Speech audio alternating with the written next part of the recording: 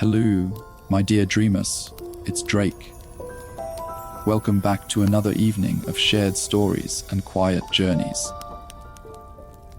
Tonight, we step into the cobblestone heart of Hogsmeade, where the snow falls thick and soft, and lanterns flicker against frosted windows. The air smells of chimney smoke and cinnamon, and laughter drifts through the narrow streets like music carried on the wind. And there, at the corner of the lane, glowing warm against the winter night, stands the Three Broomsticks. Its wooden sign creaks gently above the door, carved with 3 broomsticks that sway as though caught in an endless gust. Light spills from its windows in golden beams, promising warmth, company, and stories to all who enter. When you push open the heavy oak door, the world changes. The hush of snow gives way to a rush of sound, the crackle of a roaring fire, the clatter of mugs, the hum of voices weaving into a kind of music. The air is thick with the scent of butterbeer, roasted chestnuts, and spiced pumpkin pasties. Madame Rosmerta, with her easy smile, moves gracefully through the crowd, setting down steaming mugs that fizz with creamy froth. Around her, wizards and witches gather close at wooden tables, their cloaks hung by the hearth, their laughter bubbling like the fire itself. You find a seat in a quiet corner, where the tavern's glow feels almost like a cloak around your shoulders. The wood beneath your hands is worn smooth by generations of guests, and the flickering candlelight dances across the tabletop like starlight caught in glass. Everywhere you look, there are stories waiting. 2 students whisper in hushed tones over a parchment covered in ink smudges. A group of traveling wizards clink their mugs and trade tall tales of dragons and storms.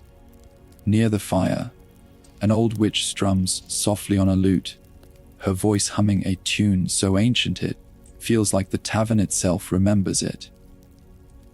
And in the background, always, is the fire, crackling, alive, sending shadows leaping across beams and rafters. It seems to watch over everything, carrying with it the warmth of home, even to those who have none. The night stretches before you. Outside, the snow deepens. But within the Three Broomsticks, time seems to loosen. The world narrows to golden light, soft laughter, and the gentle fizz of butterbeer at your lips. And you realize you could sit here forever, wrapped in the hum of this magical tavern, until sleep carries you gently into dream. The snow outside thickens as the night drifts on, but within the tavern the air only grows warmer, richer, softer. The Three Broomsticks hums with a rhythm of its own.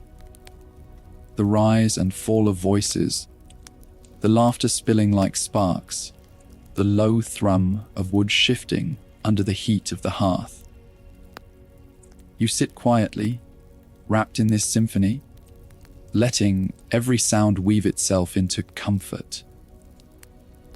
The rim of your mug glows faintly in the firelight, and the butterbeer's frothy sweetness lingers on your tongue. It tastes of cream and warmth, like melted toffee and golden afternoons. It's more than a drink.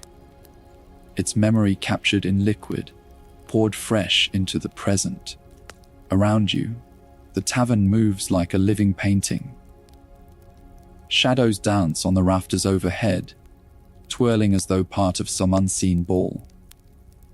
The beams creak softly, ancient and strong, as if whispering all the tales they've heard over the centuries.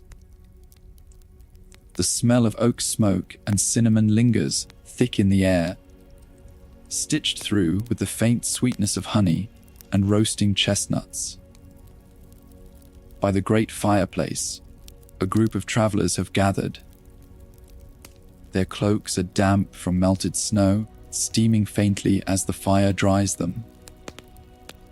One of them, a stout wizard with a bright red scarf, leans forward eagerly, eyes glinting. His voice rises above the hum of the tavern. And I tell you, I saw it with my own eyes.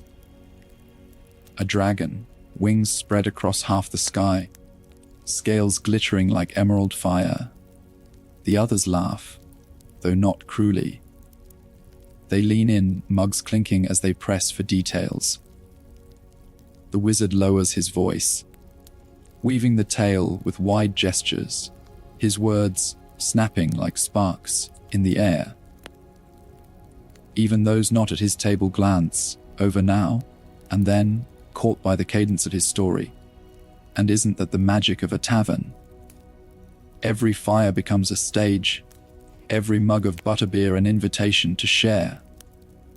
Nearer to you, 2 Hogwarts students huddle over a parchment spread across their table.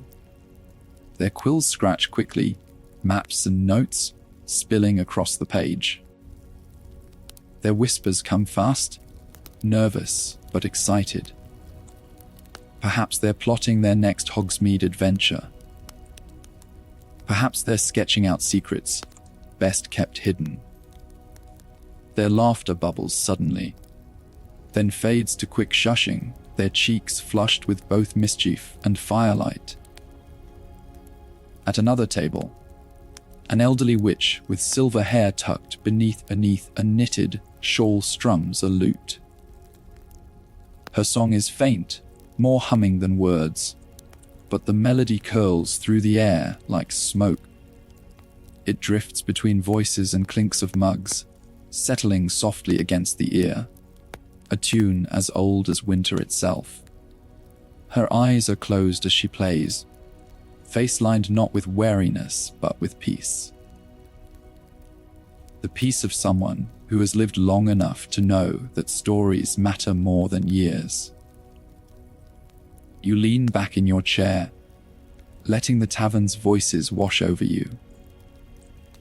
Each conversation is a thread, weaving itself into a larger tapestry of sound and warmth. Madame Rosmerta's voice calls above the din, warm and lilting, as she moves gracefully from table to table. She balances trays laden with steaming mugs, her laughter ringing bright as silver. There is a kindness in her, a strength too, as though she carries the tavern's very spirit in her hands. The fire crackles louder, drawing your gaze again. The flames rise and fall in waves, sending sparks spiraling upward. The logs shift, glowing deep red at their cores, like rubies buried in ash. The heat radiates outward, wrapping the room in a blanket of gold. You find yourself watching the fire the way one might watch a storyteller's face. Entranced, unblinking, caught in its rhythm. And perhaps the fire is telling stories in its own way. Each crack is a word, each ember a pause, each plume of smoke a sigh of memory. A hush falls across the tavern for a brief moment, though not entirely. Voices lower, mugs are set down gently. The air itself seems to lean forward. The red-scarved wizard by the fire has reached the climax of his tale. His voice dips low, almost a whisper, forcing everyone nearby to listen closer. And then, he says, eyes wide, just as the dragon's shadow fell across me, I looked up, and it was gone, vanished, as though the night had swallowed it whole. The room is silent for half a heartbeat. Then laughter bursts out, hearty and warm, shaking the rafters. The wizard grins, unfazed, and raises his mug in mock salute. Believe what you will, he says, but I swear upon Merlin's beard, it happened. The laughter lingers, weaving into cheers and toasts, before settling back into its usual hum. Yet even in jest, the story has left a trace, a shimmer of wonder, a reminder that magic is not always confined to spells and wands. Sometimes it lives in words, in the breathless pause between sentences, in the shared glances of those who dare to imagine. The old witch's tune picks up again, stronger now, as though inspired by the tale. Her lute hums with steady chords, and a few voices hum softly along. The melody mingles with the crackling fire, the clink of mugs, the winter wind rattling faintly at the windows. Together they form a lullaby, not one meant for children, but for weary travelers, for dreamers, for anyone seeking warmth in the long cold of night. Outside, the snow drifts heavier, piling against the windows in thick heaps. Frost traces silver patterns across the glass, curling like vines and runes. Beyond, the world has gone quiet, smothered in white. Only here, in the heart of the tavern, does life burn bright. And as you watch, you realize something. This is not just a place to drink, to eat, to warm yourself. The Three Broomsticks is a sanctuary of stories. Every voice here carries a tale. Every seat holds memory. Every laugh, every song, every whispered plan. They all weave together into something greater than themselves. A tapestry of magic, made not by spells, but by people. You sip the last of your butterbeer, the foam sweet against your lips. The warmth spreads through your chest, heavy with comfort, light with peace. You know you could leave at any moment. Step back into the snow, let the cold wrap around you. But you don't. Because nights like this are rare, and the fire has more stories to tell. So you sit a little longer, leaning closer to the glow, letting your eyes soften, and your breathing slow. The tavern hums around you, timeless and patient, cradling you in warmth. And slowly, like ink spreading through parchment, sleep begins to brush its soft fingers across your thoughts.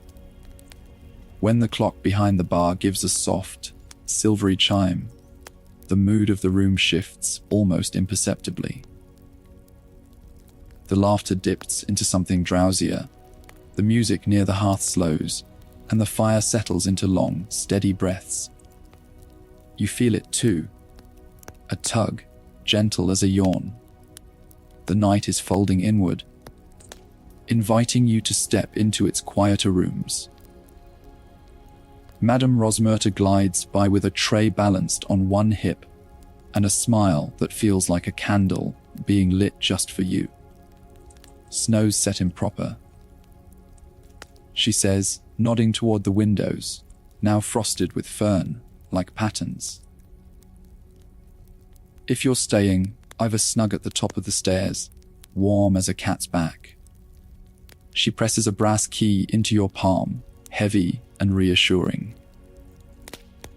The tag reads Room 7 in neat looping script, edges worn from years of grateful hands.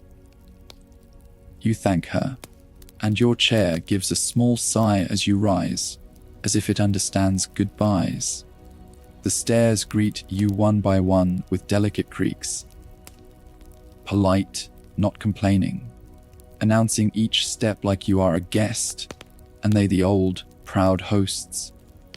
A woven runner softens your tread. Along the wall, frames gleam in the lamplight, a faded broom hung crosswise, a sepia portrait of the tavern in summer. Vines climbing like laughter, a sketch of a winter lantern parade, whose glow seems to follow you as you climb. The landing holds its breath in that special way old buildings, do when night fully arrives. Lamps float in glass domes along the corridor, a warm procession of halos that tug shimmering reflections from the polished wood. The carpet is patterned with tiny stars, their threads catching the light like snowflakes that forgot to melt. A distant kettle whistles somewhere. Someone's late night tea. Then quiets, swallowed by the hush that lodges snugly beneath the rafters. Your door opens with the soft click of a good latch.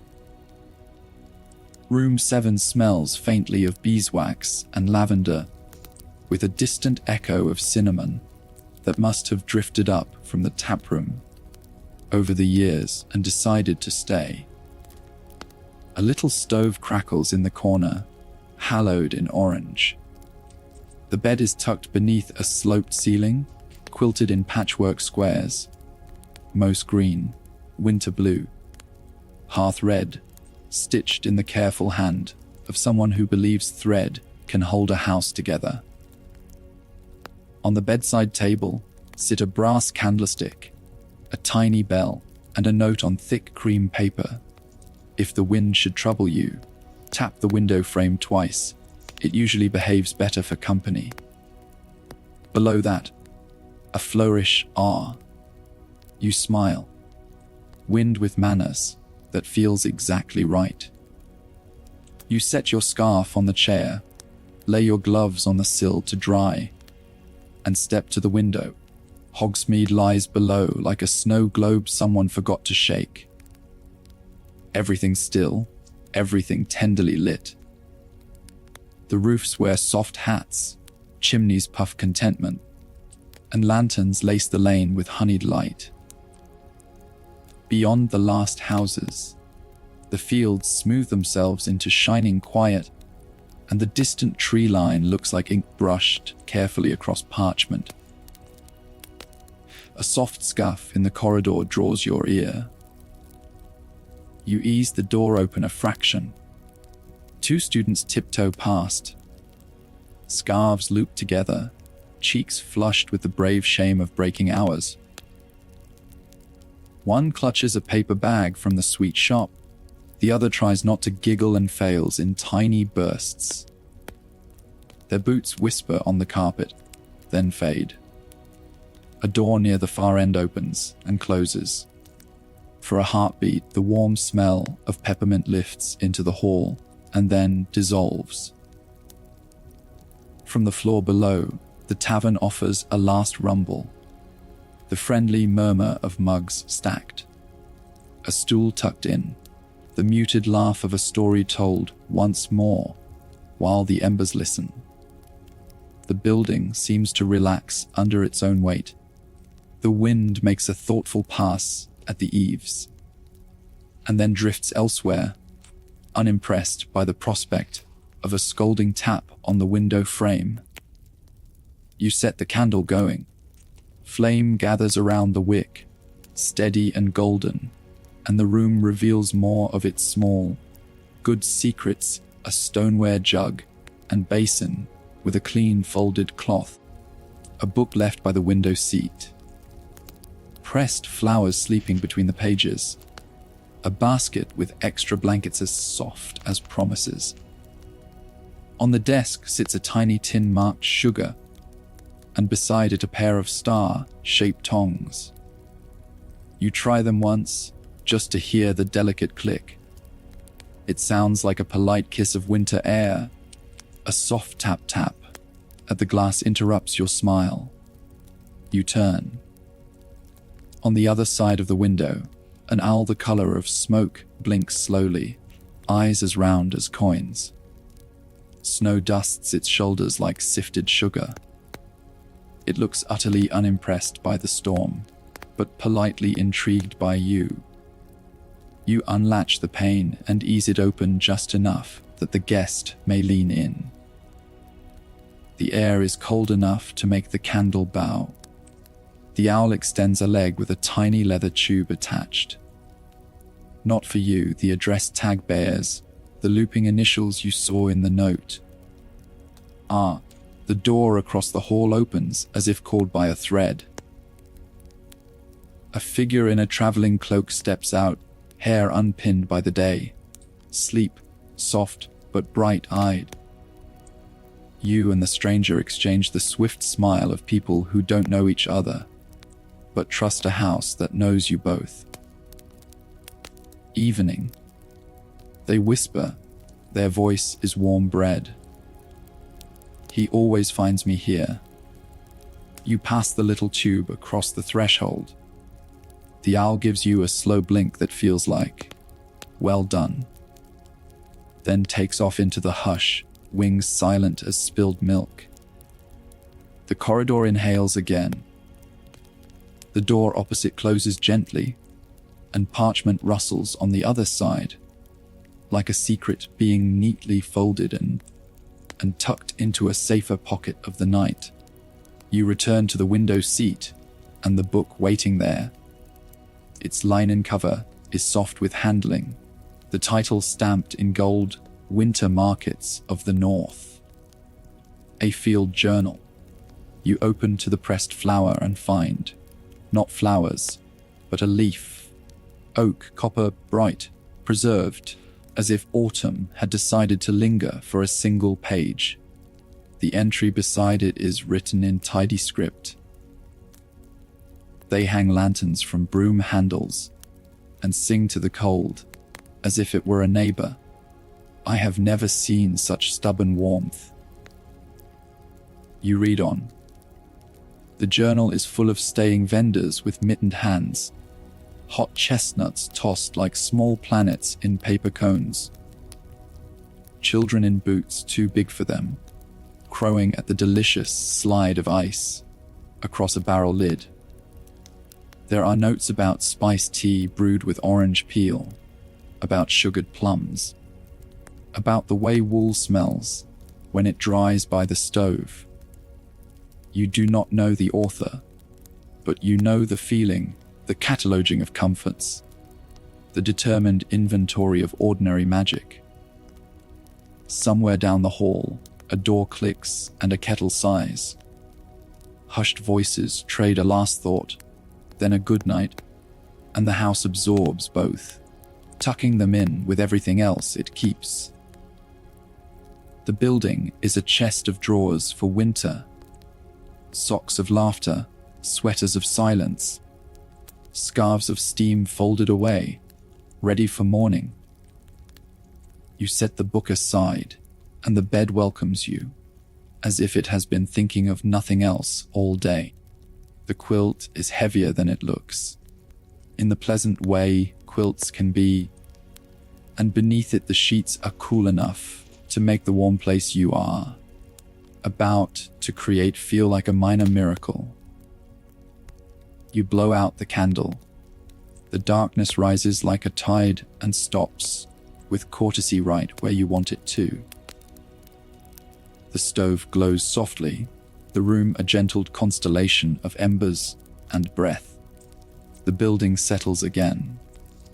One long timber sigh, a conversational crack from the stove, a whisper through the rafters that might be the wind or might be the house telling itself an old, favorite story. Your heartbeat syncs with it. Slow, steady, certain. On the other side of the wall, someone turns a page. On the street below, a late traveler crunches through the snow. A door opens to let them in somewhere, closes to keep the snow out. Hoofbeats pass at a careful trot, then fade into the wool of the night. Everything is doing what it knows best. Closing, softening, resting.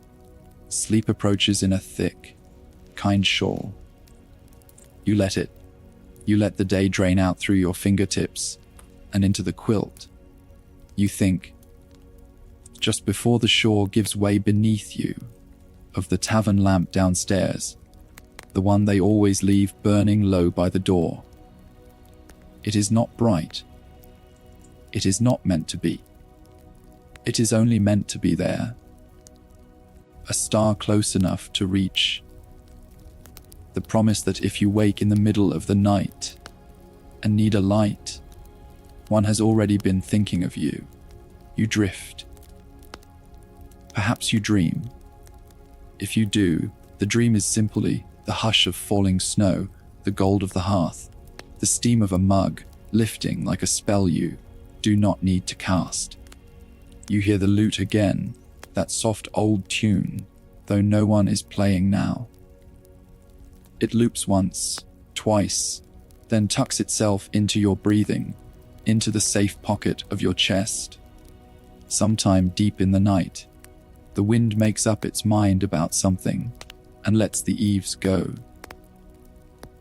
The quiet that follows is profound, like the pause between a question and a smile.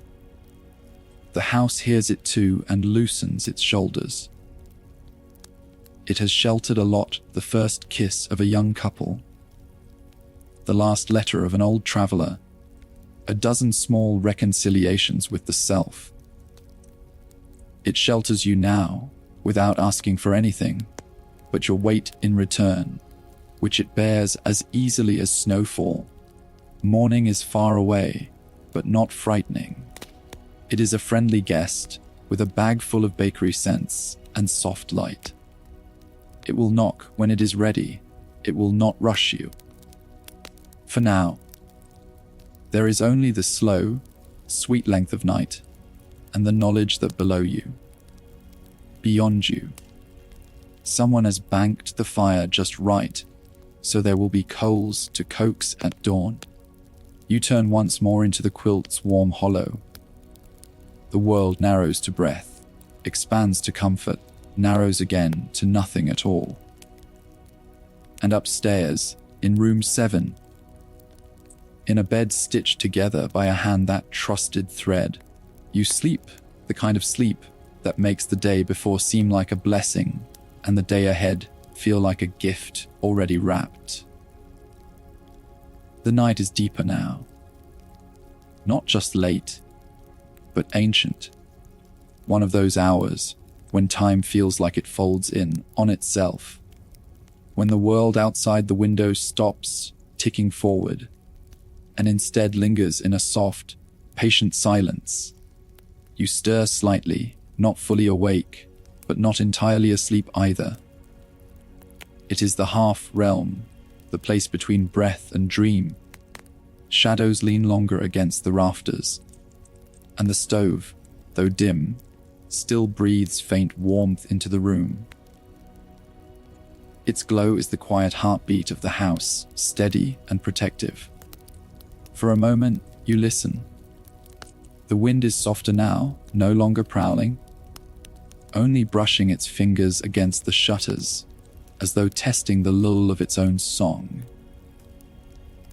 The tavern itself creaks once, the old bones of timber sighing, but it feels less like complaint and more like a reminder, I am here, and I am holding you safe. Your body rests heavy beneath the quilt, yet your thoughts drift like loose feathers. They follow sounds you do not remember hearing, smells you cannot place. A faint wisp of cinnamon. Was it from the tap room, or from someone down the hall? A trace of parchment. Was it from the book at the window seat, or from the owl that tapped at the glass? You don't know. The night folds everything together, until it is impossible to tell where one story ends and another begins. And perhaps that is the gift of the Three Broomsticks. It gathers what the world scatters. You dream you are back in the corridor. The lamps float faintly along the wall, hallows smaller now, as if even their fire is sleeping. The carpet's star pattern glimmers faintly underfoot, like constellations rearranging themselves just for you. A door opens quietly at the far end. A figure steps out, blurred, softened as dream shapes are. They carry something in their hands, a lantern, glowing not gold but silver, as though the moon itself has been caught and cradled. They do not see you, or perhaps they do, but choose not to startle you. They walk with care, footsteps muffled, until they vanish into another door. The lantern light slips out last, stretching like a sigh, then closing gently with the wood. Silence again. But the silence is not empty. It hums. You feel it between your ribs, the thrum of a house alive with memory. The rafters above your bed groan faintly. You tilt your head upward, eyes tracing the thick beams.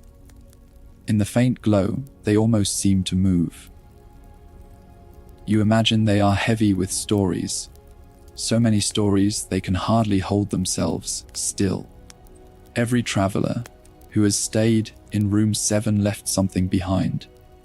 Not objects, but whispers, thoughts, dreams that rose like smoke and clung to the wood. The rafters have collected them, tucked them into their grain, and now they release them in little sighs as you drift. One sigh smells faintly of pine and frost, a winter memory of someone who once came here. Boots heavy with snow, heart lighter when they left. Another sigh tastes of ink and quill scratches, perhaps a writer who sat at the very desk where you now left the sugar tin, spinning worlds in the stillness of night. And then another. This one is heavy. Not sad, but weighty. It tastes of salt and sea wind. Maybe a sailor pausing in Hogsmeade before returning to a distant port, leaving the rafters with a lull of tides. You close your eyes, and for a moment, you could swear the rafters themselves. Hum a lullaby stitched from all those lives, all those breaths. It is not a tune you recognize, but it is familiar all the same. Somewhere in this half-realm of slumber, there is a knock.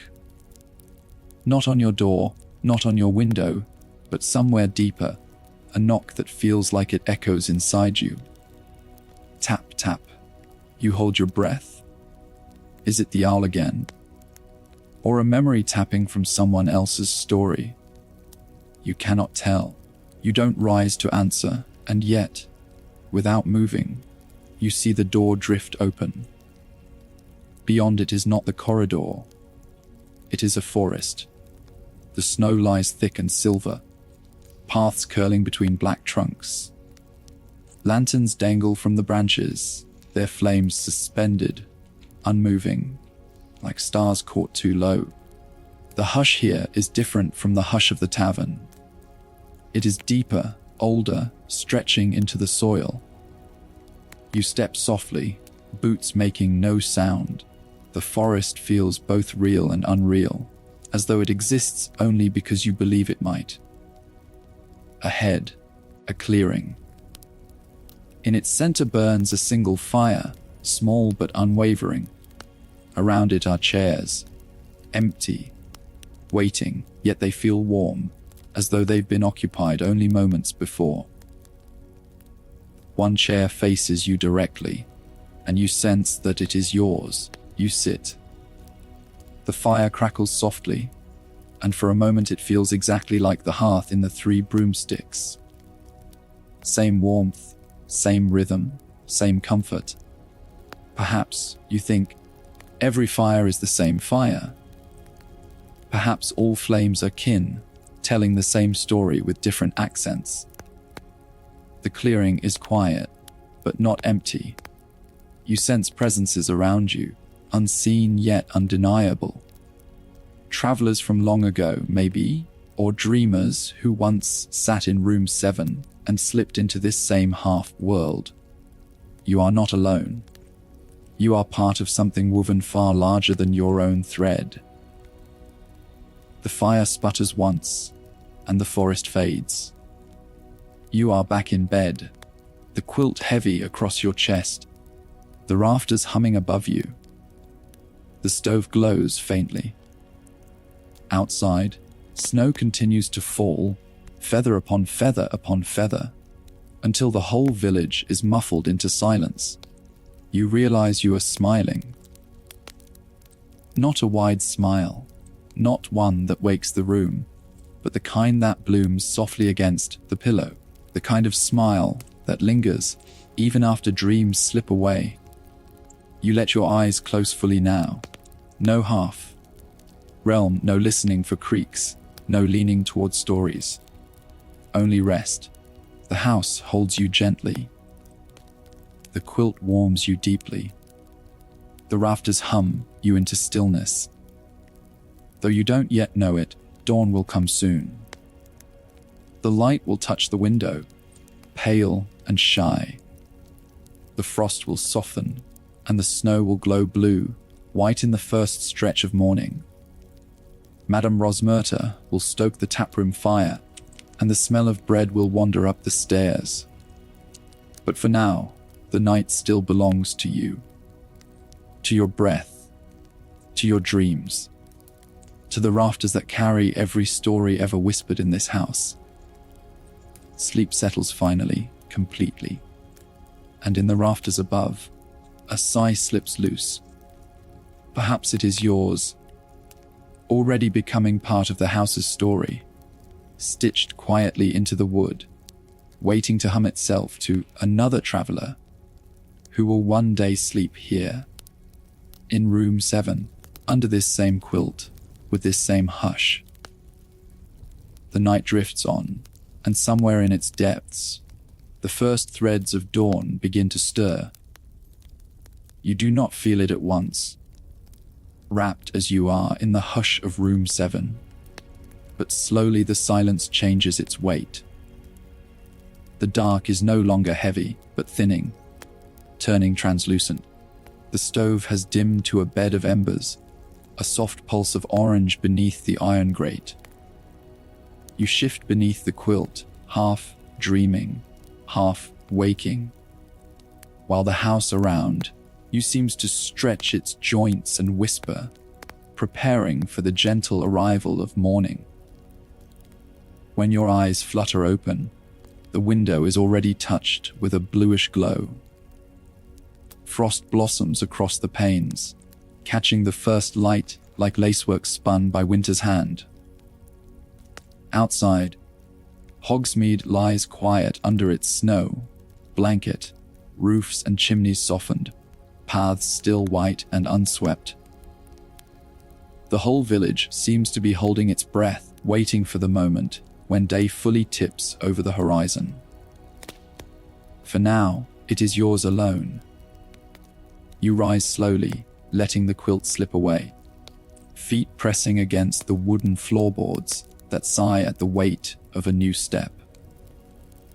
The air is cool, but not biting, touched by the lingering warmth of the stove. At the window, you place your hand on the cold glass. The village is painted in shades of blue, as though night has not left entirely, but offered one last gift. This watercolor of hush and promise. A plume of smoke curls from a single chimney, then another, until little grey ribbons begin to stitch across the sky. Somewhere far down the street, a lantern is extinguished, its light no longer needed. You wash your face in the basin, the water cool, the cloth smelling faintly of lavender. There is comfort even in these smallest of acts.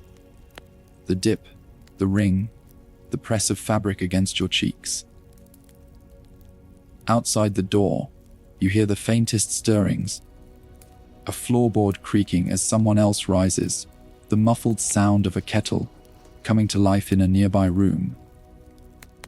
The house is waking, one heartbeat at a time.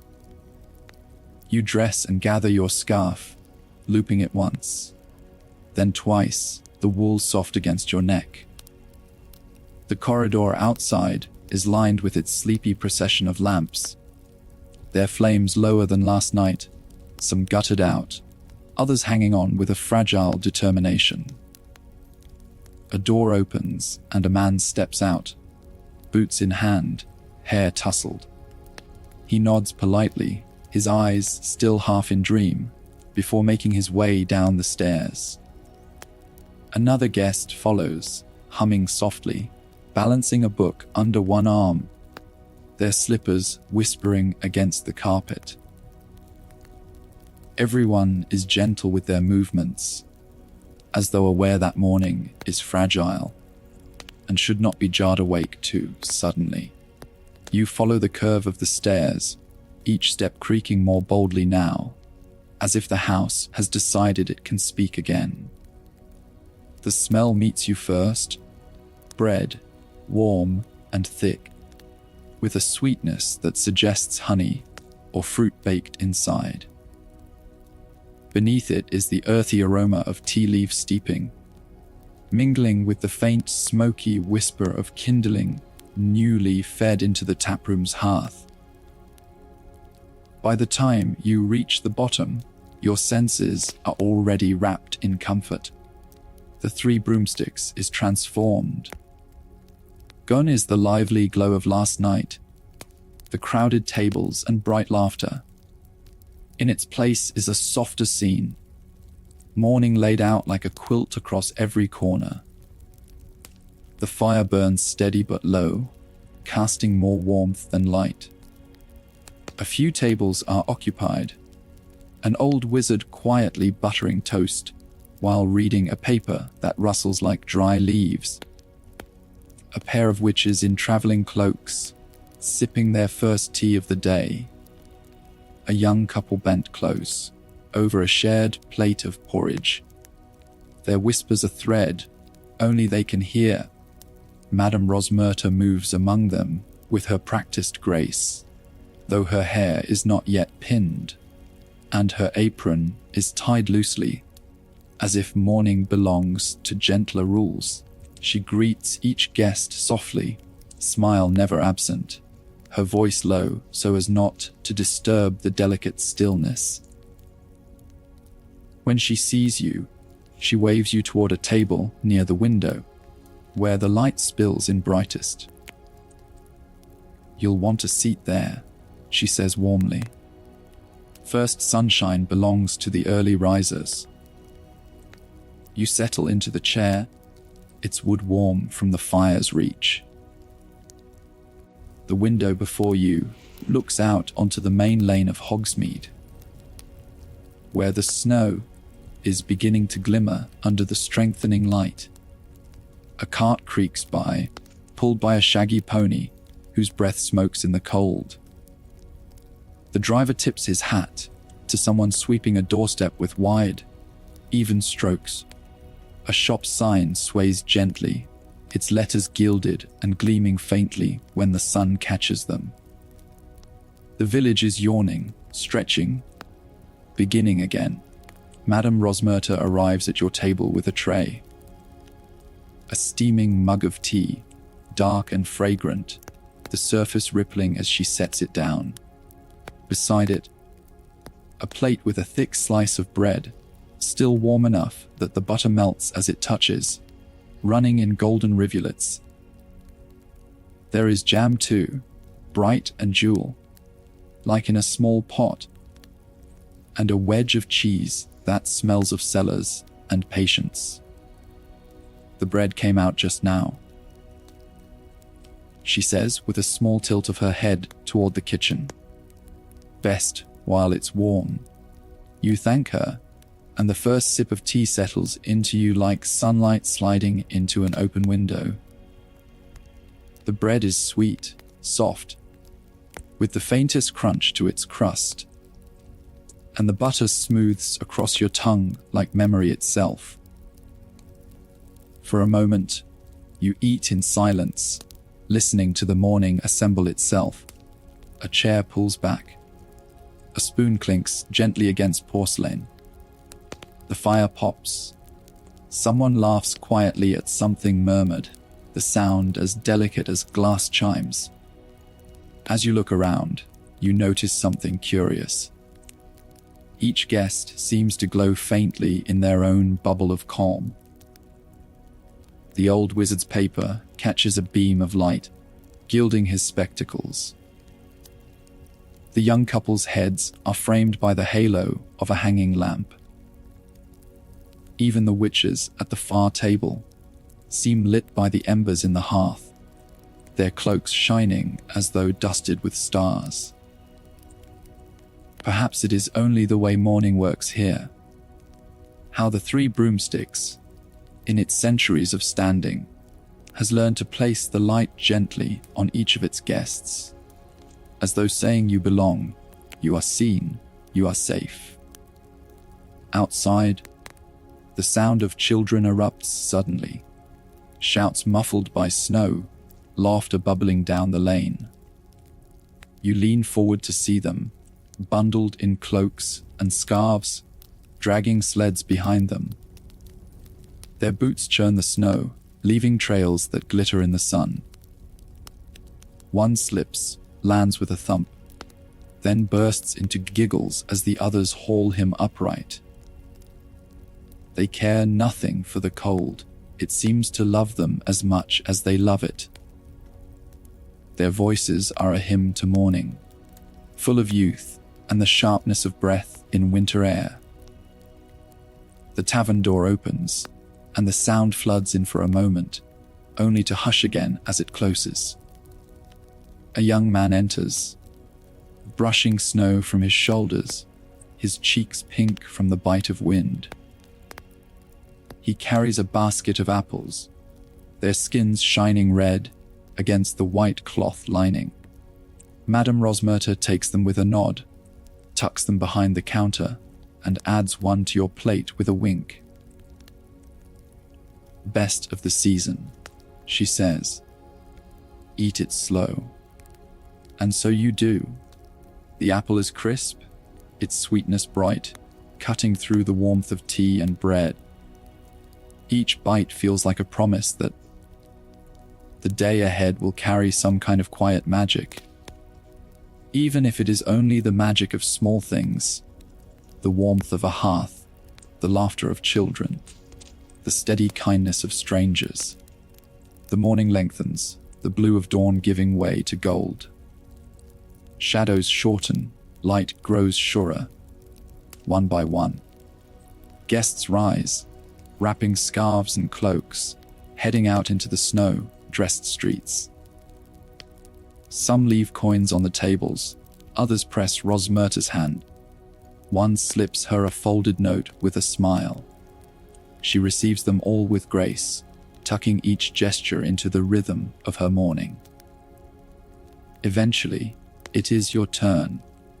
You finish the last sip of tea, the dregs still fragrant and earthy. You rise, pulling on your gloves, and the tavern seems to nod in approval, as though satisfied that it has done its work in warming you, in readying you for the day beyond its doors.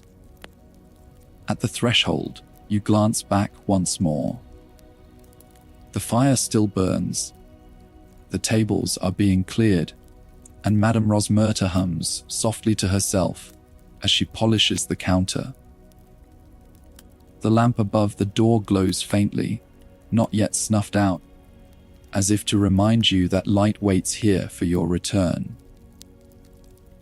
When you step outside, the air greets you with crispness so pure, it feels almost musical.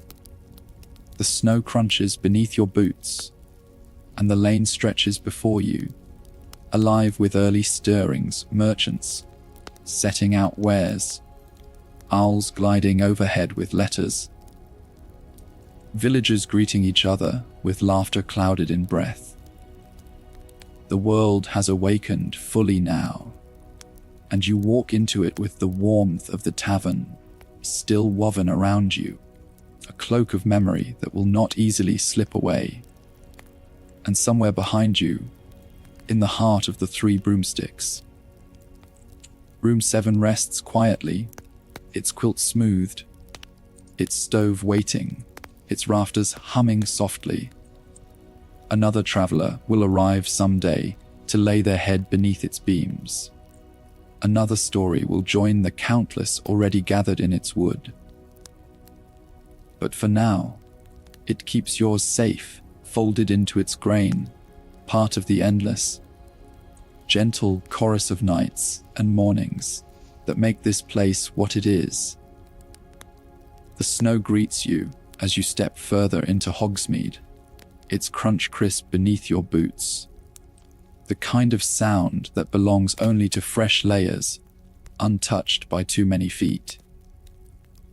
The morning air is sharp but alive, brimming with the clean bite of winter.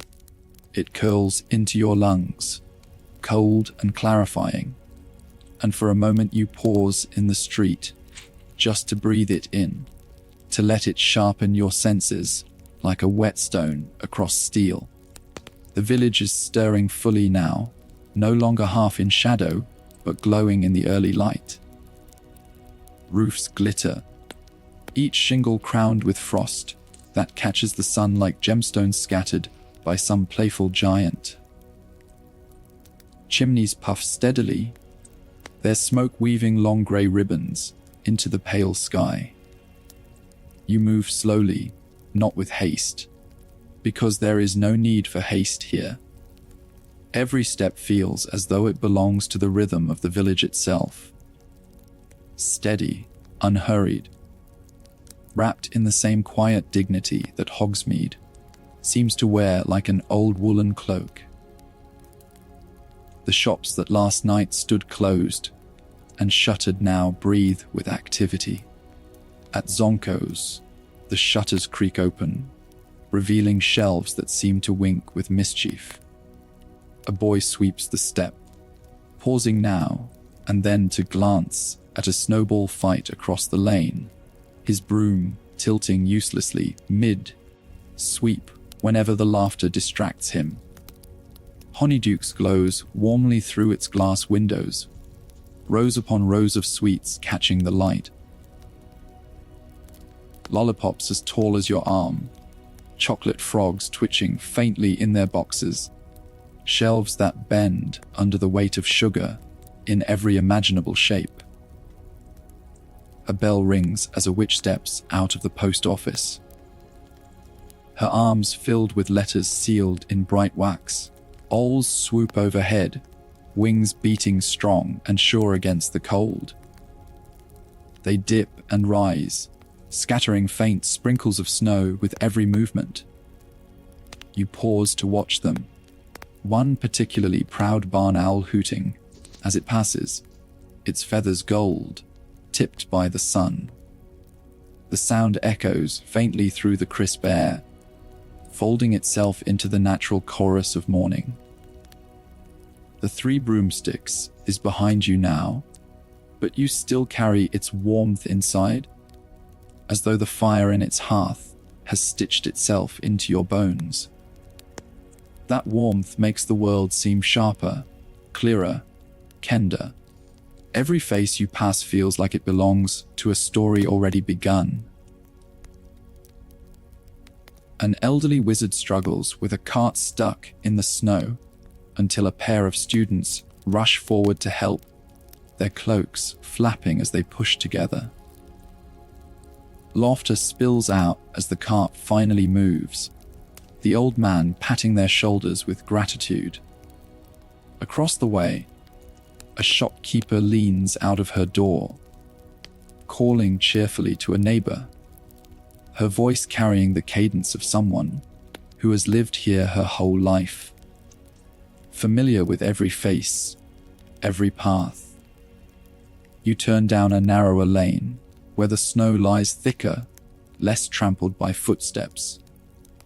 Here the houses are quieter, their windows fogged with warmth inside.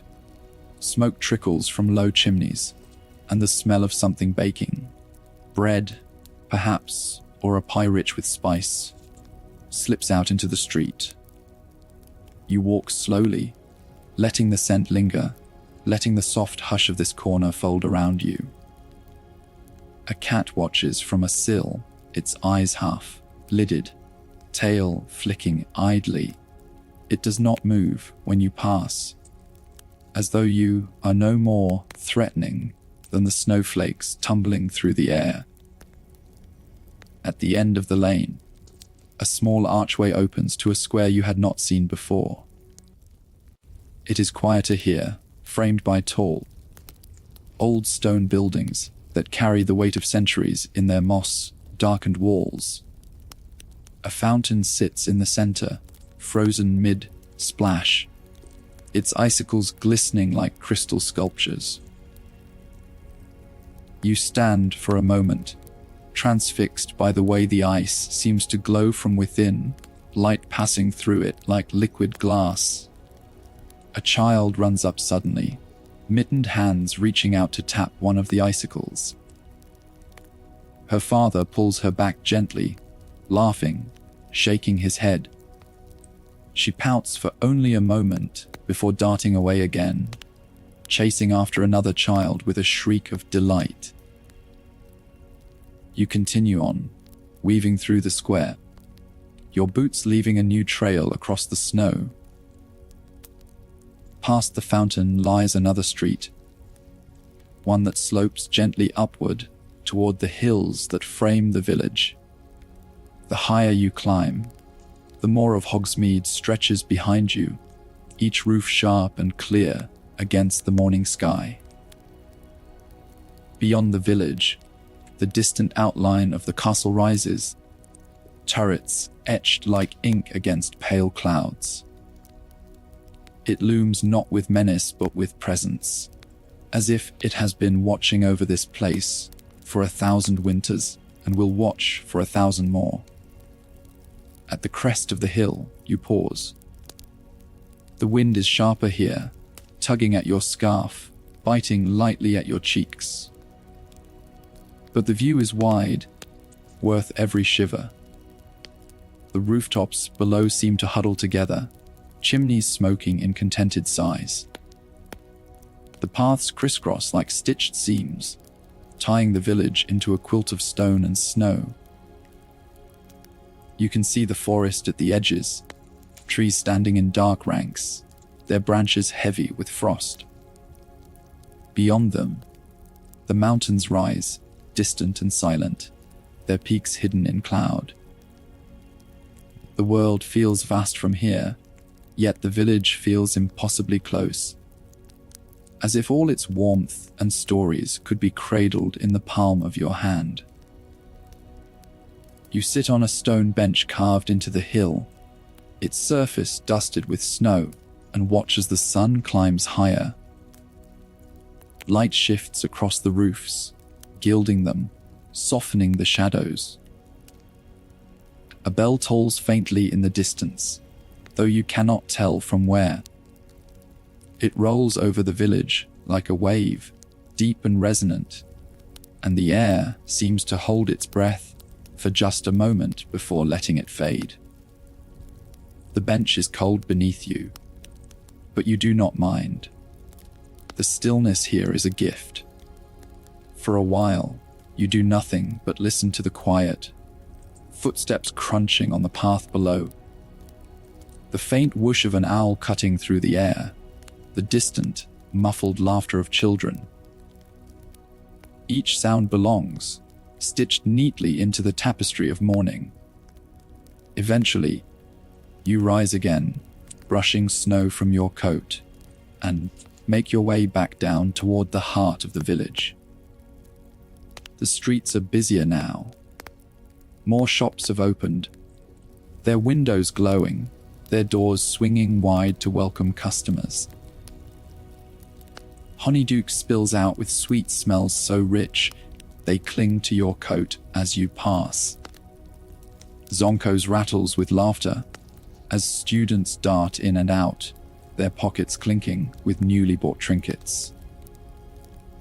Even the post office seems brighter, its owls shifting and fluttering with more urgency as the day begins in earnest. Yet even among the bustle, Hogsmeade holds its quiet dignity. There is no rush here, only rhythm. Each step, each sound, each breath belongs to the pattern of the day. And you, walking among it all, feel as though you are not simply passing through, but becoming part of its story. One more traveler folded gently into its memory. The morning has become day, and the day stretches ahead, full of possibility. Yet for now, it is enough simply to walk, to see, to breathe. Hogsmeade offers no grand declaration, no clamour for attention. It offers only itself, steady and sure, wrapped in snow and story, waiting to be lived. The afternoon drapes itself over Hogsmeade with a softer kind of light, a golden veil stretched thin across the rooftops, warming the snow so that it gleams in a muted shimmer. The village no longer feels like the hush of morning or the bright stirrings of midday. Instead, it settles into something gentler, a rhythm that knows the day has found its stride. The crisp air that stung your cheeks before has mellowed into something more forgiving, the kind of cold that invites you to linger rather than hurry. As you walk down the main lane, you notice how the shadows lengthen, just enough to make each corner seem deeper, each alley richer, with secrets waiting to be uncovered. You pass Honeyduke's again, and though you'd already admired it in the morning, the shop seems even more alive now. The door is wide, the air inside thick with the perfume of sugar, and children press their noses against the glass, deciding which treat deserves their pocket coins. A group of Hogwarts students spill out, laughter ringing like bells, their scarves bright against the snow. They toss a handful of every flava beans into the air, daring each other to guess the taste before biting. Their joy lingers, even after they vanish into the street. The square where the frozen fountain rests has grown busier. Market stalls have appeared, each draped in heavy cloth to protect against the cold, their tables lined with goods from beyond the village. Here, an elderly wizard offers hand, carved wands not meant for magic but for beauty, each polished to a soft sheen. Next to him, a witch sells steaming mugs of mulled cider, the scent spiced with cloves and orange peel, curling upward like an invitation. You pause for a cup, and the warmth seeps into your hands, radiating through your gloves. The taste is sharp and sweet, a perfect tether between the chill around you and the comfort within. Further along, you find a stall covered in books, small leather, bound journals, enchanted so that their pages never dampen in the snow. Their spines gleam with runes that flicker faintly when touched, and the vendor explains that they will whisper back words you've forgotten, should you ever wish to revisit them. You run your fingers across one, and it hums faintly, as though recognizing your curiosity. You do not buy it, not yet, but the memory of its quiet vibration lingers as you move on. The alleys off the main street seem to beckon now, their shadows stretching long and thin, promising hidden corners where fewer feet wander. You turn into one, the sound of the marketplace fading behind you, replaced by the hush of snow muffling the narrow space. Here, the buildings lean closer together, their upper stories almost touching, as though in secret conversation. Windows glow faintly above, and a line of laundry, forgotten in the frost, hangs stiff between two balconies. The alley twists, then opens into a smaller courtyard you hadn't expected. It feels older here, untouched by the bustle outside.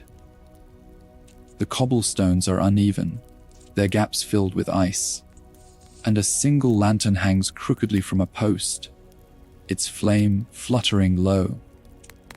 A stone bench rests against one wall, its surface etched with initials long worn by time.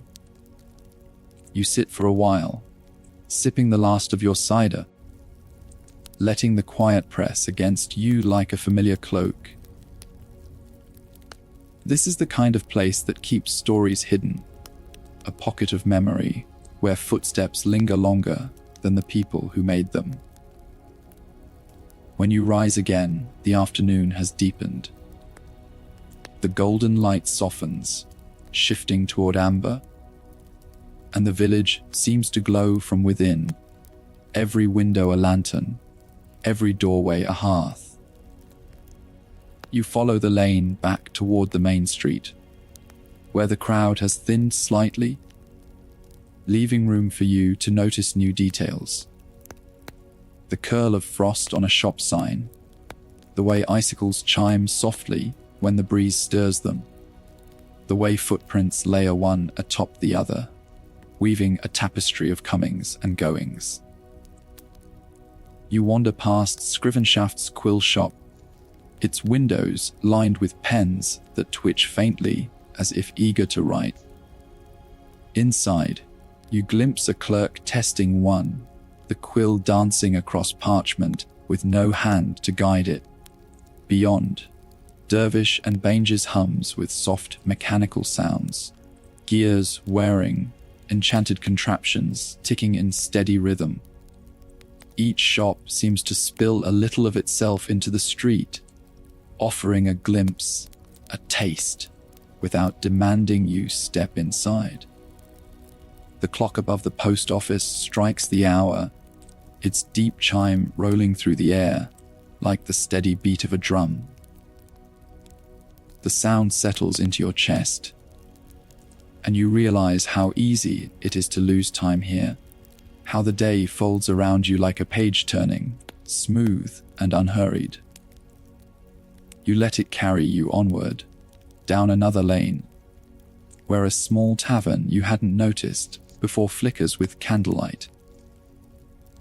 Its sign, weathered by years of snow and sun, bears the faded image of a fox curled in sleep. Through the window, you see only a handful of patrons, each hunched over their own quiet meal. It feels like a place that holds secrets too precious to spill, where even the walls keep their silence. As you turn back toward the village square, the air thickens with the smell of roasting chestnuts. A young vendor stirs them in a wide pan, the shells cracking softly, the scent irresistible. You buy a small paper bag, its warmth seeping into your hands as you walk.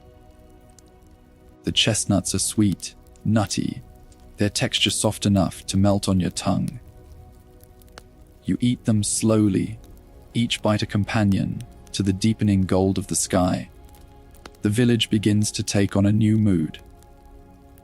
The laughter is quieter, the streets less crowded, but the sense of magic grows heavier. Lights blink to life in windows, lanterns swinging gently above doorways. Snowflakes begin to fall again, small and steady, dotting your coat and scarf before melting away. The air carries a hush that feels both intimate and infinite, as if Hogsmeade has drawn a curtain around itself to prepare for night's return. You make your way back to the hill from earlier, chestnuts in hand, and watch as the last arc of sun dips lower. The rooftops glow briefly, a final flare before the light softens into dusk. The castle looms in the distance, its windows beginning to sparkle like stars, and the forest edges darken, their shadows long and deep. You stand there, breathing in the shift, letting the quiet majesty of it wash over you. When you finally turn back toward the village, the lanterns are brighter, the snow deeper, and the streets alive once again. Not with the bustle of day, but with the calm, golden pulse of evening. The promise of night hums through every doorway, every chimney, every step. And you walk into it willingly, ready to see what stories Hogsmeade will offer under the veil of its twilight. Evening slips over Hogsmeade, as though the village has pulled on a cloak of velvet. The last of the daylight softens into indigo, and the rooftops glow faintly where snow catches the remnants of the sun.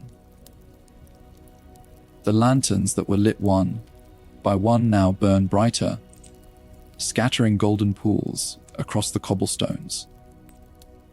Smoke curls from chimneys in steady spirals, carrying with it the scent of wood and hearth fire, mingled with spices and roasted meats drifting from taverns.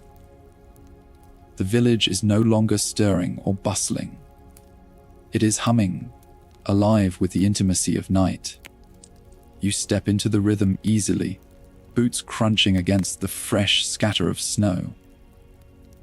The sound seems sharper now, each footfall echoing just slightly in the quiet between laughter spilling out from tavern doors. The air is colder, but the village counters it with warmth at every turn. A family hurries past, scarves wrapped high, the children's cheeks red with chill as they clutch paper bags of sweets.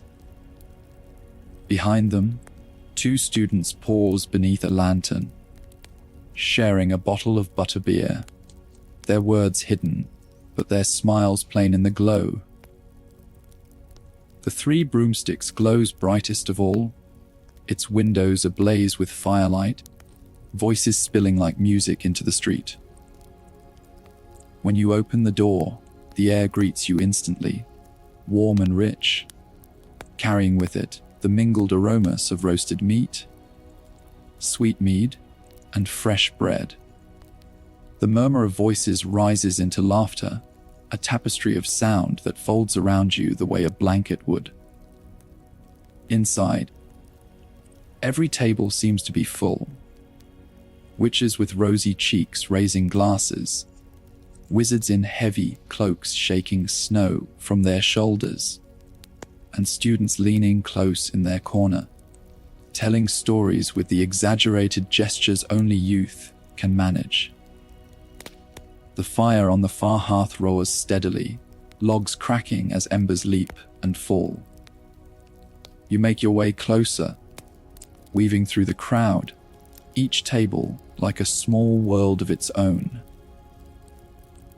One corner hosts a group of villagers, playing a quiet game of wizard's chess, their pieces muttering irritably between moves. Near the center, a pair of traveling bards strum softly on enchanted instruments, their notes weaving into the hum of conversation without ever overpowering it. The music is gentle, a low thrum that feels as though it has always been here, a heartbeat beneath the noise. You find a place near the fire, where the warmth licks against your coat and the light flickers across the wood, paneled walls. A serving witch arrives with a smile, setting down a mug of butterbeer before you, its froth rising like clouds over golden liquid. You wrap your hands around it, the warmth seeping into your palms, and take a slow sip. The taste is sweet and spiced, rich in a way that spreads through your chest and lingers long after you've swallowed. Around you, voices rise and fall, stories overlapping and weaving into one another. You lean back in your chair and simply listen. A group at the table behind you are discussing the weather charms that keep the train to Hogwarts running. Their voices punctuated with laughter each time one of them makes a ridiculous suggestion. To your left, a cloaked traveler speaks of faraway lands, his words low and steady, drawing a small crowd that leans in eagerly. Across the room, The students continue their exaggerated tales, one of them standing up now to act out a duel that earns loud laughter from his companions. Each sound, each story, belongs folded into the living warmth of the tavern. Outside the windows, snow continues to fall, faintly visible against the glow of lanterns. It drifts softly, settling against the glass, blurring the edges of the world beyond. Inside, time seems to slow, each moment stretching, lingering, as though the tavern has created its own pocket of night, one where the outside world cannot intrude. As the evening deepens, the music shifts. The bards play slower, the notes softer, weaving lullabies into the room. Conversation grows quieter, laughter easing into murmurs, though the fire burns just as bright. You sip again from your butterbeer, the sweetness grounding you, the heat wrapping you close. Someone starts a quiet song in the corner, an old folk tune, simple, wistful. Others join in, their voices blending, not strong but steady, carrying the melody across the room.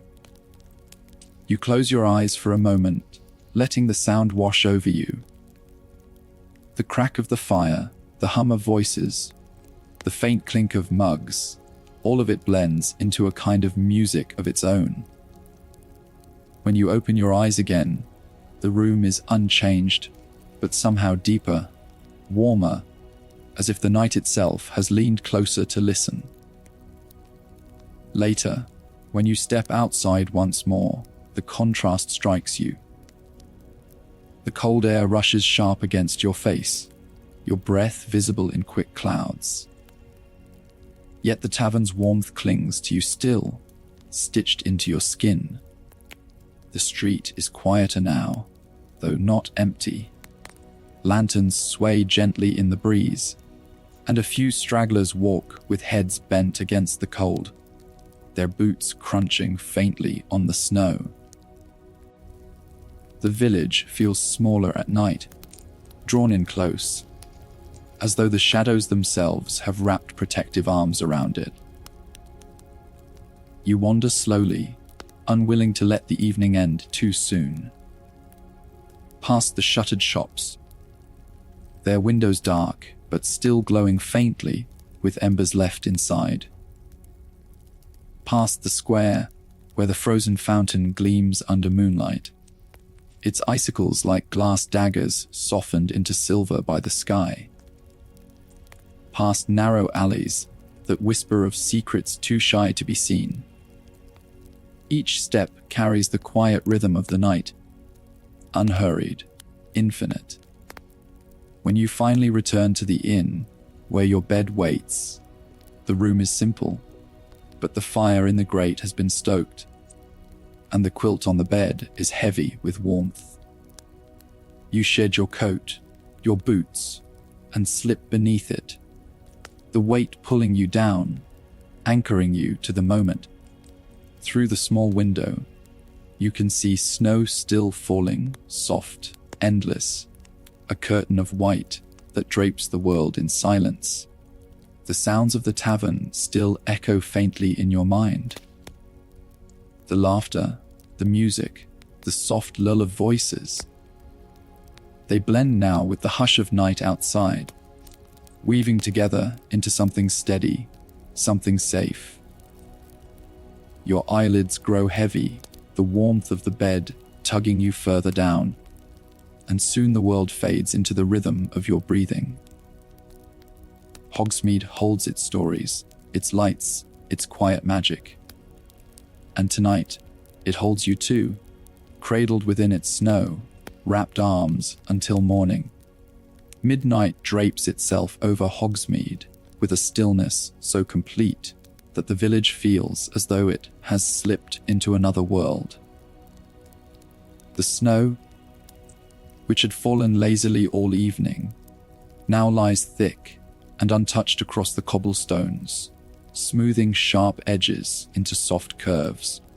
erasing the marks of boots and carts that filled the streets earlier. Lanterns burn lower, their flames swaying gently inside glass, casting pools of gold that look almost fragile against the dark sweep of the night. The air is colder now, crisp in a way that carries sound farther, yet at this hour there is almost no sound to carry. Only the occasional groan of wood as a rooftop shifts beneath its snowy burden, or the faint whisper of wind tracing the edges of chimneys. You step outside, wrapped in your cloak, the weight of sleep heavy on your shoulders, but curiosity urging you further into the quiet. Each step leaves a fresh imprint, a small reminder that you alone are stirring, while the rest of the village dreams. The snow crunches in crisp rhythm beneath your boots, and in the silence, the sound feels like music meant only for you. Your breath puffs in clouds that drift upward, dissolving before they can touch the stars. And oh, the stars. Tonight they blaze, sharp and innumerable, scattered across the velvet sky as though the heavens themselves wish to mirror the glow of Hogsmeade below. You wander first to the fountain in the square. In the day it seemed charming, at dusk it gleamed. But now at midnight it is transformed into something otherworldly. The ice glistens under the moonlight, sculpted into shapes the hand of no craftsman could ever create. Icicles stretch like the fingers of giants, their tips catching stray beams of silver light. The water frozen mid-motion gives the illusion that time itself has paused. And in a way, it has. The square is utterly still, each detail suspended in a dreamlike balance. You sit on the cold stone bench nearby, the air sharp in your lungs, and listen. There is nothing, only the faint pulse of your own heartbeat and the soft hiss of snowflakes tumbling from the sky. When you rise, you take a narrow street, one that twists between old houses whose chimneys rise like black sentinels against the white sky. Their windows are dark, but here and there a flicker betrays a candle left burning, perhaps by a restless soul or a family too wary to douse every flame. You imagine stories in each one. A child dreaming of their first year at Hogwarts, a shopkeeper tallying accounts. Long after the day has ended, an old witch whispering to a familiar curled on the hearth. The village may be quiet, but life hums within it still, hidden behind curtains and stone. You pass the post office, its owls silent now, their silhouettes barely visible behind frosted panes. A single feather lies on the step, pale and soft against the snow, and you stoop to lift it. It feels impossibly light, almost insubstantial, yet it carries with it the faint warmth of something alive. You tuck it into your cloak, a token of the night's wanderings. Further down, the shop fronts are shadowed, their signs swaying faintly in the breeze, creaking like old voices murmuring in sleep. Scrivenshaft's quills rest motionless, Honeydukes dark as though the sweets themselves have retreated into slumber. Yet not all of Hogsmeade sleeps. Ahead, the light of a lantern spills onto the snow from a small workshop. Its shutters are open just a crack, and through it you glimpse a figure bent over a table. Tools glint faintly, sparks rise briefly then fade. An old wizard, perhaps too immersed in his craft to notice the hour, polishes something delicate, his hands steady despite his years. You linger only a moment, respecting the privacy of that devotion before turning away. The glow lingers in your mind, though, a reminder that magic doesn't always rest when the world does. The village stretches on, and soon you find yourself climbing the hill again, the same rise you visited during the day. The snow is deeper now, the path less certain, but you take it slowly, the hush of the world urging patience. When you reach the top, the view steals the breath you had left. Hogsmeade lies below, scattered lights like embers in the darkness, each one fragile yet determined, holding its glow against the vast winter night. Beyond, the castle looms on its hill, every window lit, a beacon so constant it seems eternal. Its reflection shimmers faintly on the lake, and for a moment you wonder if you are seeing the real world or a dream painted on the canvas of midnight. You sit there, the cold stone pressing through your cloak, and let the stillness seep into you. The night is vast, and yet here, on this hill, in this village, you feel cradled by it rather than lost. The stars above, the snow below, the quiet between. It all folds together into a lullaby that speaks without words. You could remain here for hours. And perhaps you do, time stretching and bending in the silence until it no longer seems to matter. Eventually, though, you descend, drawn back into the heart of the village. The Three Broomsticks still glows, though softer now, the crowd within reduced to only a few lingering souls. Through the window you see Madame Rosmerta clearing tables, her movements unhurried, her face serene in the lamplight. You do not go inside, not yet. Instead, you pass by, savoring the knowledge that warmth is always close if you wish it.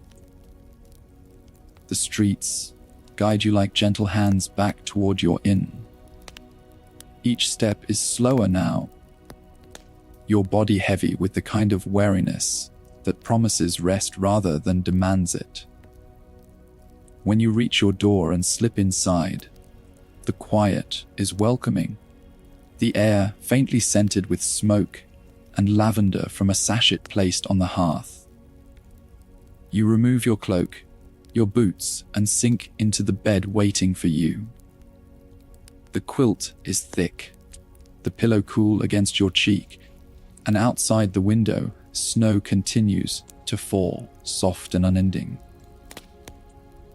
Your eyelids droop as you listen to the silence. Somewhere in the village, an owl hoots once, a lonely sound that fades quickly into the night. The rest is only the hush of snow, the steady rhythm of your breath, and the slow drift into dreams. Midnight holds Hogsmeade in its arms, and in those arms, you sleep safe and cradled by the magic of the night. Dawn does not arrive all at once in Hogsmeade. It creeps in gently, as if hesitant to disturb the village wrapped in its snowy slumber. The first sign is not light, but color. The deep midnight blue of the sky softens, lightening slowly into grey, then the faintest suggestion of rose.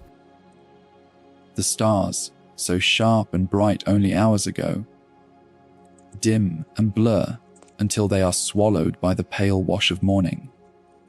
A faint glow rises behind the mountains, turning their jagged outlines into silhouettes etched against the horizon. Inside your room, the world shifts almost imperceptibly. The fire in the grate has burned low, only a nest of glowing embers now, but their warmth lingers in the air. The quilt is heavy across your body, your head cradled against the pillow, and for a long while you simply drift in the space between sleeping and waking. Outside the window, a muffled quiet holds. The sound of snow still falling in the small hours of night, replaced now by the gentler hush of morning settling in. When at last you stir, you move slowly, reluctant to break the spell of comfort. You rise and cross to the window, where frost curls in delicate patterns across the glass, each swirl and branch like the work of an invisible artist. Beyond it, Hogsmeade is still, blanketed in white, the rooftops softened into round shapes, chimneys smoking faintly against the pale sky. The street below is untouched, not a single footprint marring the fresh layer of snow laid down overnight. It feels as though the entire village has been reborn, cleansed and remade by the quiet labor of the night. You dress and step outside, the cold biting against your cheeks, but the air sharp and clean, filling your lungs with each breath. The sound of the door closing behind you echoes in the empty street. You are among the first awake, and for a moment it feels as though the village belongs only to you. The snow crunches beneath your boots, leaving crisp tracks as you make your way down the lane. The lanterns are still lit, though their glow is faint against the growing light, their flames flickering stubbornly, as if reluctant to surrender to the day. Slowly, the village begins to stir. A shopkeeper sweeps the step before his door, his broom scratching against the stone as he clears away snow. A woman in a shawl carries a basket of kindling, her breath puffing in clouds as she hurries down the street. From the post office comes the soft hoot of owls waking, shaking their feathers and shifting on their perches as the workers begin their rounds. Each sound feels amplified in the morning quiet. The scrape of broom bristles, the thump of a shutter being opened, the creak of cartwheels as someone begins their day's work. You walk toward the square, where the frozen fountain glistens anew. The rising sun, faint though it is, catches the icicles, turning them into prisms that scatter light into shards of pink and gold. The sight is breathtaking, the stillness of the fountain transformed into a living jewel box by the dawn. You pause there, letting the light soak into you, until the sound of laughter drifts through the air. It comes from further down the street, where a group of Hogwarts students tumble out of the inn, scarves wrapped high, their cheeks flushed with the excitement of the day.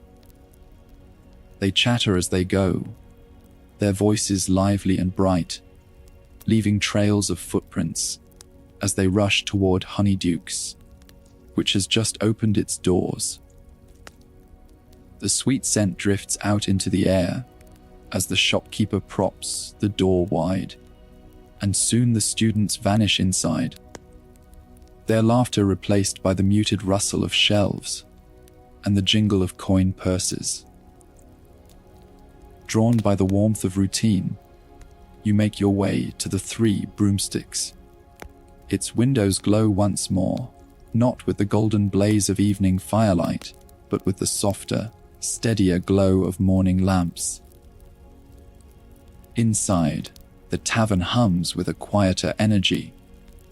A few travelers sit hunched over steaming mugs of tea or coffee, their cloaks still heavy with snow.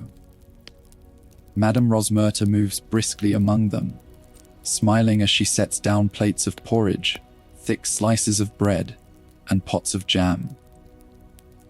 The air carries the aroma of baked goods and roasted beans, warm and inviting after the cold of the street. You find a seat by the window, where the light filters in pale and cool, and a moment later a steaming mug of cocoa is set before you. The warmth spreads through your hands, into your chest, as you take your first sip. Around you, voices murmur low, the conversations of those beginning their day rather than ending it. There is no boisterous laughter, no rowdy songs. Only the gentle hum of life moving forward, steady and calm. From your seat, you watch the village outside as it fully wakes. More shop doors swing open, signs are polished, and chimneys send up steady trails of smoke. The snow that once lay untouched becomes threaded with paths as villagers go about their errands, their movements weaving patterns across the white. The square grows busier, carts arriving with supplies, owls swooping overhead with letters and parcels. The world resumes its rhythm, the stillness of night giving way to the heartbeat of day. Yet within the Three Broomsticks, time feels slower. You linger over your cocoa, savoring the simple pleasure of warmth and sweetness, watching as students file in one by one to order breakfast before their journey back to Hogwarts. Their chatter fills the room with energy, the clink of mugs and the scrape of chairs weaving into the tavern's morning song. Madame Rosmerta greets each of them with cheer, her smile unwavering despite the long hours she must keep. The fire in the hearth burns lower now, its flames calmer, the wood reduced to glowing coals. But the warmth it offers is no less real, a reminder that here, in this small village tucked against the edge of the mountains, comfort is always close at hand. You take another sip, lean back in your chair, and let yourself rest in the moment. Outside, the day stretches forward with promise, but here, for now, you are content to linger, wrapped in the simple magic of morning in Hogsmeade. The village has shifted, as it always does, from night to dawn, from stillness to motion, from silence to song. And you, a guest cradled within its heart, have witnessed its many faces, its hush, its glow, its laughter, and now its awakening. The day is only beginning, but already it carries the memory of night, stitched into every snowflake, every lamp, every step along its streets. And as the first true beams of sunlight break over the mountains, scattering gold across the rooftops, you realize Hogsmeade does not simply exist in the world. It breathes with it, changes with it, welcomes all who step within it. And in its embrace, you feel not just a visitor, but a part of its story. The sun has climbed higher now, no longer shy behind the ridges of the mountains, but casting its pale winter light across the rooftops of Hogsmeade. The village, once hushed in twilight, now thrums with the steady pulse of day. Snow sparkles wherever it touches, each drift and rooftop gleaming as though dusted with ground diamonds. The sky is a crisp blue, and wisps of white cloud drift lazily above the clustered chimneys, where smoke rises in grey plumes that twist like ribbons in the air. You step out into the main street again, and the world feels utterly transformed.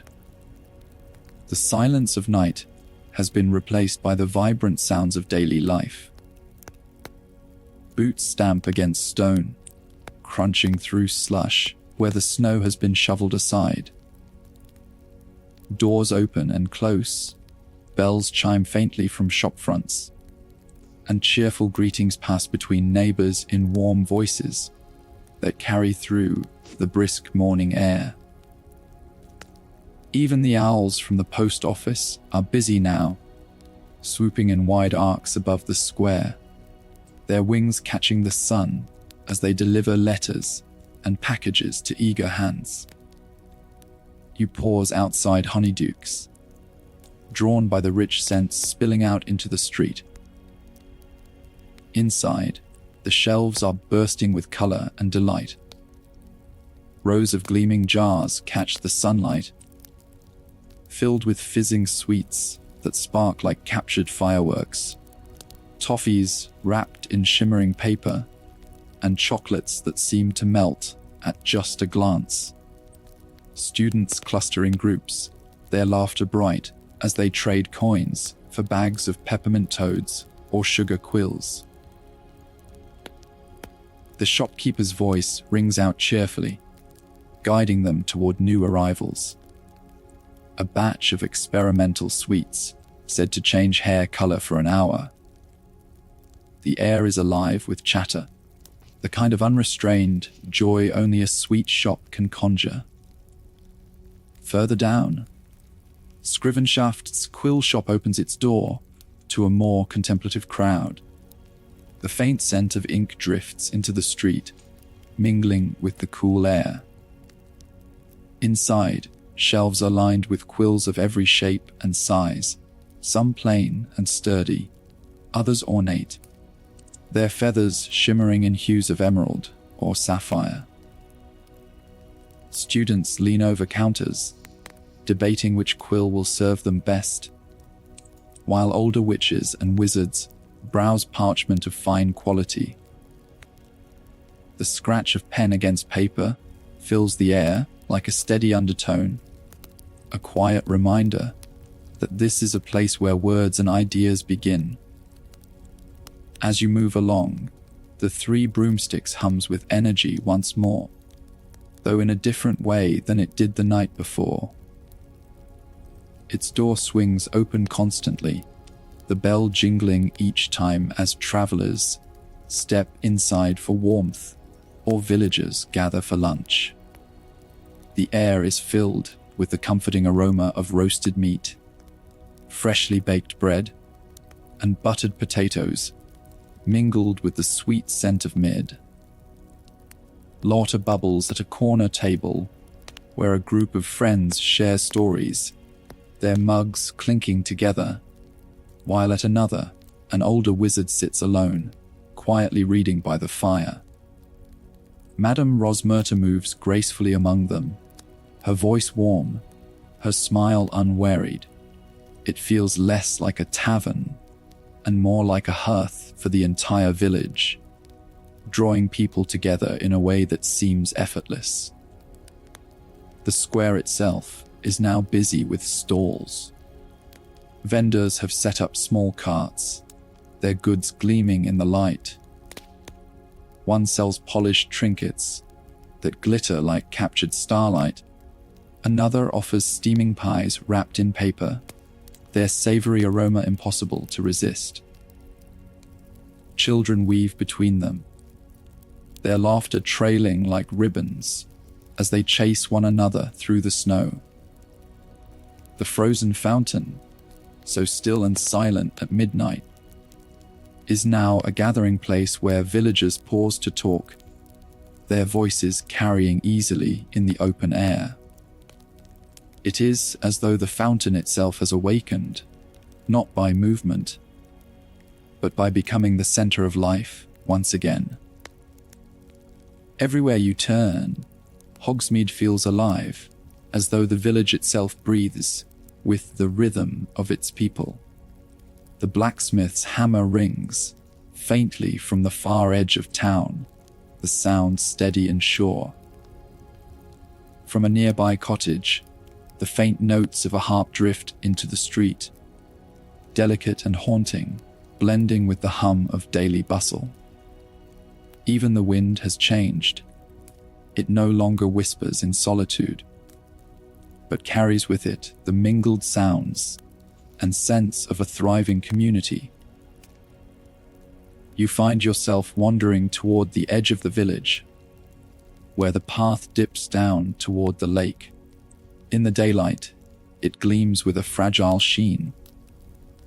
a sheet of ice stretched across its surface, reflecting the blue sky above.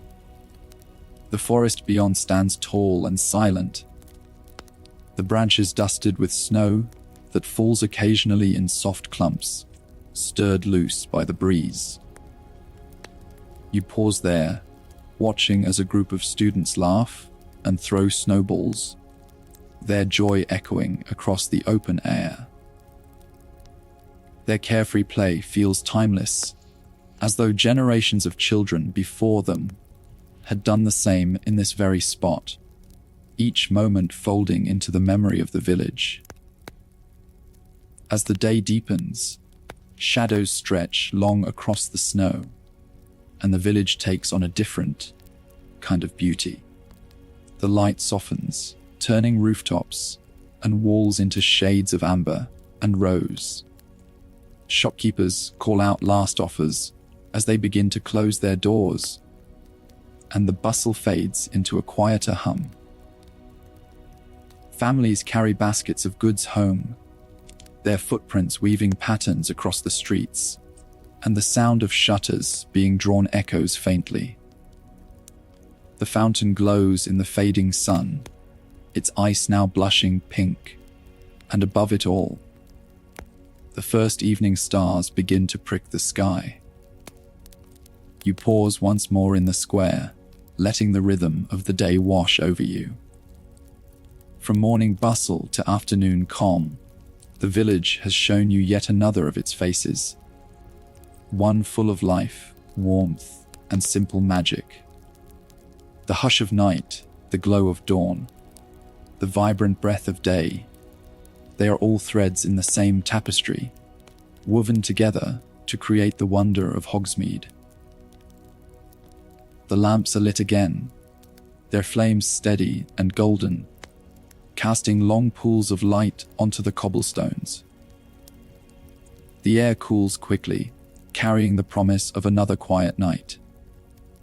And as you turn toward the inn, your heart carries with it not just the memory of what you've seen, but the feeling of having been part of the life of this village. If only for a day, evening drapes itself gently over Hogsmeade, as if a silken cloak has been lowered across the village. The last threads of sunlight linger at the horizon, painting the snow with a faint glow of lavender and rose before fading into deepening blue. Shadows lengthen along the cobblestones, the lanterns flickering to life one by one until the streets are threaded with warm pools of golden light. The air grows sharper, colder, but not unfriendly. It carries with it the familiar sense of chimney smoke and roasted chestnuts, comforting in their constancy. The bustle of the day has ebbed into a softer rhythm. Shops that had thrummed with chatter now stand quiet, their windows shuttered, the last gleams of lamplight slipping through cracks in the wood. Honeyduke's rests silent, its jars of sweets still sparkling faintly in the dark, awaiting tomorrow's eager customers. Scrivenshafts is closed as well, quills and parchment lined neatly behind the glass, patient companions for the thoughts yet to be written. The square, so lively in the sunlight, returns to a quieter self, its fountain frozen and still, catching only the glow of lanterns and the occasional gleam of starlight above. But the village is not asleep. It simply shifts into another kind of life, one woven from hushed voices and gentle laughter. The Three Broomsticks once again becomes its heart, the glow of firelight spilling warmly from its windows. You step inside, and the air wraps around you like a familiar cloak. The crackle of the hearth greets you first, its flames high and bright, sending shadows dancing across the rafters. The scent of butterbeer is strong, mingled with roasted meats and the sweetness of spiced pumpkin pie. The tavern is alive, but not in the boisterous way of the night before. Tonight, the mood is calmer, softer. Voices murmur in steady conversation, punctuated by occasional laughter. A trio of wizards sit close to the fire, their heads bent over a deck of enchanted cards that flicker with faint light as they play. Near them, an old witch hums softly as she knits, her needles clicking in gentle rhythm with the music of the room. At a table in the corner, 2 Hogwarts students sip butterbeer, their scarves still around their necks, the weight of homework temporarily forgotten as they exchange quiet stories. Madame Rosmerta glides between the tables, as tireless as ever, her smile warming each guest she serves.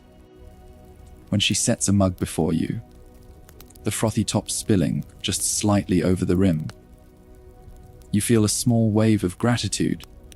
The butterbeer is sweet and creamy, its warmth spreading quickly through your chest, chasing away the chill from outside. You lean back in your chair and allow yourself to simply listen to the crackle of firewood, to the steady murmur of voices, to the clink of mugs meeting in soft toasts. Beyond the tavern walls, the village settles into its own evening rituals. Lights glow in cottage windows, casting halos of warmth into the snow. Families gather around tables, their laughter muted, but carrying faintly into the night. Owls swoop overhead, their wings brushing the air in soft strokes as they carry last letters of the day. Somewhere further down the lane, the notes of a violin drift into the cold, the melody slow and wistful, weaving into the fabric of the night. The stars have returned now, scattered across the dark sky in brilliant constellations. They seem brighter against the deep winter black, their light sharp and unwavering. The moon rises slowly, casting a silvery sheen across the rooftops and making the snow glimmer like crystal. You glance through the window of the tavern and find the sight enchanting. The village below bathed in moonlight, while above, the heavens stretchiness and eternal. As the evening deepens, the tavern grows quieter still. One by one, guests rise and take their leave, their cloaks drawn tight against the cold, their footsteps fading into the hush of the streets.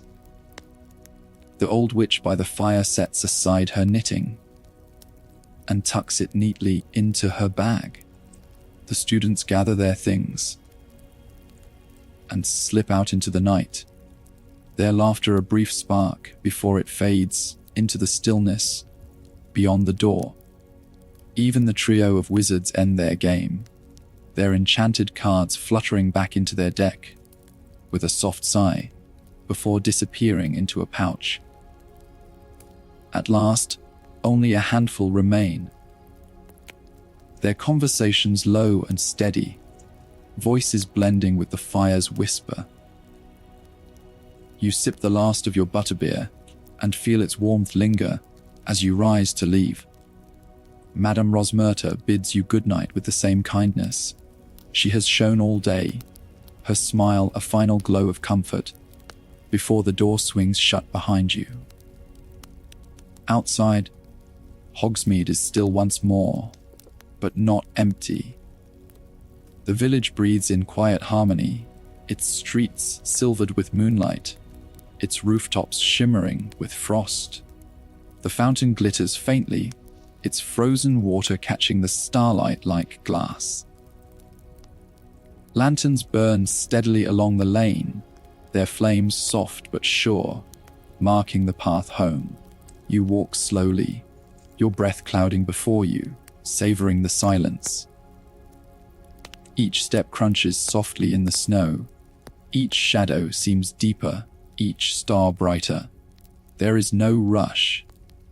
Time feels suspended, as though the village itself is offering you one final gift, the chance to simply be, to dwell in its quiet wonder a little longer. When at last you reach your room, the fire has been rekindled, casting a gentle glow across the walls. You shade your cloak, sink into the bed, and feel the weight of the day settle softly across you. The sounds of the village drift faintly through the window. The occasional owl, the distant creak of wood, the hush of wind through the trees. They lull you, weaving themselves into a lullaby as your eyes grow heavy, and as sleep claims you. You carry with you the memory of Hogsmeade, not just as a place of bustling shops or lively taverns, but as a living story, one that shifts with every hour, from night to dawn to day to evening again. It is a place of warmth, of magic, of quiet wonder, and now it has folded you gently into its tale. The fire has burned low, the night has grown still, and our tale comes to its quiet end. Yet stories like these never truly end, do they? They linger, in the stone of old castles, in the songs of travelers, in the whispers of trees, or in the dreams of those who remember. The world we visited tonight, whether filled with magic, wolves, hobbits, or ancient heroes, remains alive, waiting for us to return whenever the night feels long and sleep feels far away. So, as you close your eyes, think of what we've shared together. Perhaps a wolf's howl under a frozen sky, perhaps a lantern flickering in a wizarding village, or the sound of rain falling on an elven path. Whatever it is, carry it with you into your dreams. Let it guard you, comfort you, and remind you that even in the darkest of nights, there is always a fire still burning, and always a story yet to be told. Rest now, dream deeply, and remember, no shadow lasts forever. Until next time, stay safe and sweet dreams.